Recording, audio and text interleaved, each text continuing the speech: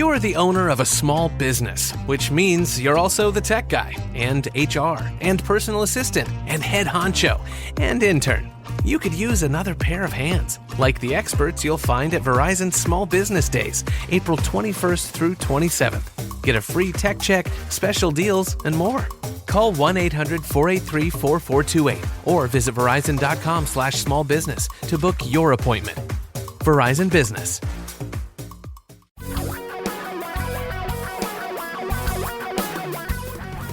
Reality radio for a really great future. We're talking real money. Let me start this episode with an apology. I missed a couple of shows last week, and for that, I apologize. Life gets crazy sometimes, and that's exactly what happened to my week last week. So we kind of got behind on questions. And by the way, you guys really do like typing questions rather than calling them in. It's fascinating. I would have expected more questions would be called in, but by far more questions are typed in. By the way, though, you can call your questions in to 855-935-TALK, 855-935-8255, 24/7. And the more information you leave when you call in the question, the better, because I use that information to create an answer. So if you tell me a lot of stuff, what your risk tolerance is, what do you want to do with the money, what's the situation, what kind of accounts are they, whatever it might be, give me as much information as possible. If there's too much, I can always edit some out, but I can't really add your voice. So call them in, or as most people do, just send them in at talkingrealmoney.com. Use the contact form, which is what you guys have been doing. So what I'm going to do for the next couple of episodes, unless something really big comes up in the news, financial news, I'm just going to answer your questions because there are a ton of them. But before I do that, I do want to plug an appearance I'm making, actually an appearance I made and an appearance I'm making on an upcoming podcast. Back in February, Tom and I sat down for an interview with our good friend Paul Merriman, with whom we worked for many, many years. We were actually co-hosts of his show, Sound Investing, more than a decade ago. And so Paul sat down and interviewed us, and he finally got it into a podcast that came out second week of July. It's called Sound Investing, and it was a fun interview. And then I also am going to appear on the Stacking Benjamins podcast coming up on Friday. What's the date? Let's see, 22nd, Friday, July 24th. So check out the Stacking Benjamins podcast on which I'll appear. And that's all the news. So let's get to the questions. And we're going to do all written questions today because I've got 1, 2, 3, 4, 5, 6, 7, 8. Whoa, I got to get through some of these. All right. Let's start at the very beginning, shall we? In fact, no. Yeah, that's right. I got to do this one first because this one came in a while ago. The subject is Two Funds IRA. Two Funds IRA. Hi, I have a 17-year-old daughter who has started working, and I want to start her on retirement saving, and she agreed. Since my daughter is still very young, I want to create a strategy that is pretty passive with extremely low fees. I am very interested to model it after the bet that Warren Buffett won against an active investment manager. Actually, it was against a hedge fund index. He just said that the S&P 500 would beat hedge funds. And it did over 10 years. I have heard on your radio show that I can get on your website an easy to create two-fund IRA strategy. I've done that and couldn't figure it out. I recall you recommended the Vanguard Total Market Fund and something else, but I'm not sure which. Could you please let me know your recommendation again and what the Vanguard Total Market Fund symbol is? Or if I recall, there are two funds, etc. I understand there's no guarantee of performance, smiley face. You're right. There's no guarantee of performance. I try to catch the show whenever I can, but not always able to. And so The question is easy. The answer is easy. Question is harder. Answer is easy. 17-year-old daughter. She is going to be working for a very long time before she retires. 50 years. Literally 50 years before she can take Social Security. Over 50 at her age. So, she's got the time. And she's going to be doing something really cool. It's called dollar cost averaging, which means that every time she buys in, she is getting a different price. She's getting an average price over the course of years, which means that if the market goes down, she should just be jumping up and down going, I'm buying stuff cheap. So for her, I would suggest a one fund strategy. One fund, period. And there are two versions of it you can look at. Either one works. The Vanguard Total World Stock Index Fund, the symbol for that is VTWAX, VTWAX. The other version, if you want to do this in a brokerage account so that there are no transaction fees, is VT. It's an ETF. 2 letters, VT, Victor Tom. And then, no matter what the market's doing, whether it has gone up or it has gone down, no timing, just discipline. Every time she has money to put it in. Do it in a Roth IRA so that it grows tax-free. Tax-free. Can you imagine tax-free growth for life? If this young lady does that for the next 50 years, just that alone will provide her with a very comfortable, secure retirement. So thanks for getting her started. I appreciate the note.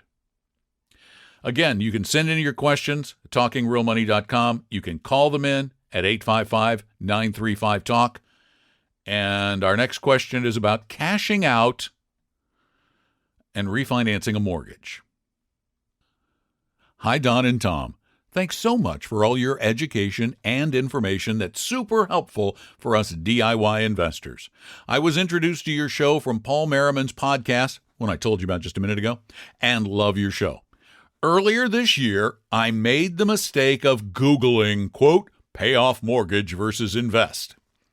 And one of the first hits that came up was a link to a YouTube video by Dave Ramsey. Luckily, I've never followed any of his other advice, but I unfortunately did on this one, since I couldn't find any advice elsewhere. Until I found your show.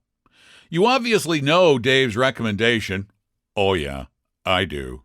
He says pay off everything. And then he says invest really badly with an overpriced stockbroker who has the heart of a teacher. They also have the heart of somebody who wants to charge you way too much for their help. And then they pay Dave money for doing that. He acts like he's doing it out of the goodness of his heart. Yeah, right. Okay. Anyway, that's another subject. So I ended up selling part of my investments to pay off my mortgage. The only silver lining is that I was lucky to sell the investments at the market high in the 3rd week of February this year. Woohoo! And thank you for recognizing that you were lucky. It was pure luck. You didn't have a brilliant epiphany that this was the top of the market before it went way down. You just were lucky. I continue. And then was able to tax loss harvest all the capital gains when the market went down over 30% in March. Yay again. I have listened to your show and realized that I would likely do better by having the money invested in the market. I am 45 years old and have a globally diversified portfolio that will stay invested at least for 15 years more. I do not plan to stay in this home after retirement. I am now trying to release the equity in my home and was looking at a cash-out refinance with an interest rate of about 4%. Wanted to get your thoughts on this. Thanks so much and appreciate you guys very much. Yeah.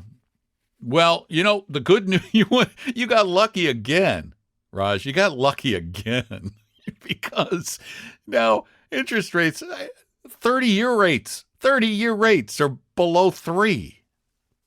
So you got lucky again. So, yeah, I would. You're not going to stay in the house, so it doesn't matter whether you build up a bunch of equity. If you can borrow money at 3%, and by the way, get a tax deduction, which reduces that a little bit, and you can invest in equities or a diversified portfolio of equities that are right for your risk tolerance and need, and maybe, who knows what you're going to make on it, but historically, according to Dave Ramsey, you would have made 12% per year, or you will in the future, which is bunk, bunk, bunk. But let's say for a minute that you only make 5 or 6. Well, you're doubling what you're paying.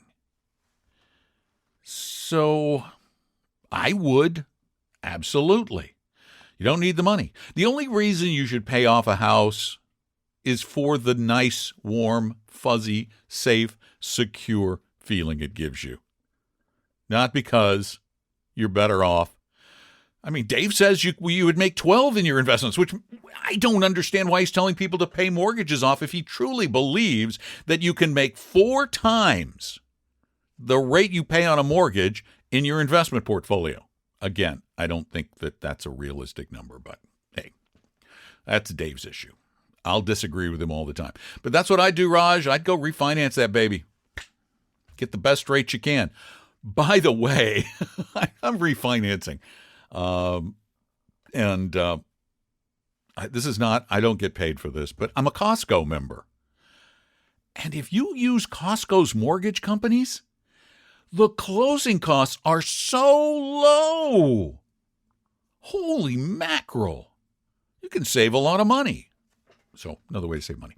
855-935-TALK. That's our number. Let's do another question that was sent in to talkingrealmoney.com. This is subject. Question for the show. Hello, Tom and Don. Thanks for your show. It has been helpful in beginning to reorient myself financially. As you can probably tell, there have been some poor decisions financially, and I'd like your advice on how to proceed. Here's a little about my situation. 28 years old. In a graduate school program, will be $60,000 in debt, student loans, when I finish next year. I will make roughly $70,000 to $80,000 a year soon after graduating. Currently, I have $5,000 in a Roth IRA that consists mostly of VT and VT Wax and some Microsoft. Vanguard Total Market ETF, Vanguard Total Market Fund, and MSFT is Microsoft stock. Roughly $5,000 in credit card debt. Currently make $3,200 per month, $40,000 a year. Recently got out of Robinhood, by the way. Your admonishments were the straw that broke the camel's back, so thank you for that. My main question is, how should I proceed? Where should my financial energy be focused? Appreciate you taking the time to read this. Wow, you, sir, have opportunities ahead of you. Coming out of school with a decent salary. The debt's going to be at a low rate, so I wouldn't really freak out too much about that. I'd pay it off. I think you're wise to keep doing that Roth IRA. I would do that every year. I think you're great in VT or VT Wax. You don't need both. One or the other will do. I would not own Microsoft because I don't suggest you own any individual stock unless it's you work for Microsoft and you have that through your 401k. It's the only way I'd own it. And only if it was the only way I could, it's the only way I could get a match. And some companies will only match in stock. $5,000 in credit card debt. There is where you need to concentrate. This is where I agree with Dave Ramsey. That's the thing you attack first.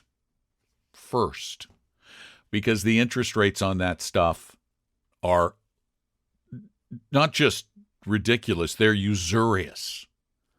The fact that you could pay on credit cards in an environment where safe money pays 1% or less, and they can charge 21, 24%, 28? That's just obscene. I don't care how high their risk is, that's obscenity. And there's nothing you can do about it except pay the darn thing off, because you can negotiate for a slightly lower rate, but it's still likely to be more than you're going to make investing it. So take that safe money return, focus every extra penny on that. Every extra penny on that. And then in the future, when you use a credit card, pay off the credit card immediately. Nothing wrong with using it. It's nice to get points or whatever you get, but then pay it off when the bill comes, when it's due, so you don't get any interest charged. I would do that first, beat that debt down to nothing, wouldn't worry about the student debt.